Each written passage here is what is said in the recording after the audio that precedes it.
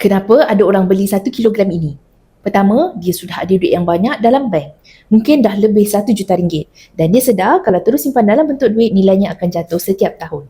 Berbanding dengan emas, nilai purata kenaikan harga emas adalah sekitar 10% setahun. Tahukah tuan-puan, gold bar 1 kilogram ini cuma RM35,000 pada tahun 2000. 5 tahun kemudian, harganya naik kepada RM50,000 dan seterusnya melonjak kepada RM180,000 pada tahun 2016. Berapa pula agaknya nilai 1 kilogram hari ini?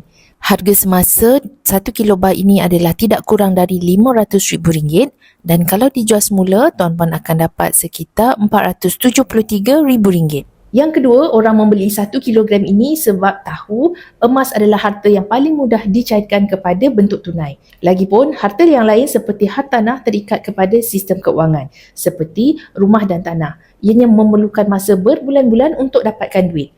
Berbanding dengan 1 kilogram emas ini, tuan-puan hanya bawa saja ke public gold dan tuan-puan akan dapat duit hasil jualan dalam masa 2 hari bekerja sahaja. Yang ketiga, orang yang simpan emas, mereka tahu ada emas ada duit dan emas adalah duit yang bernilai sepanjang zaman.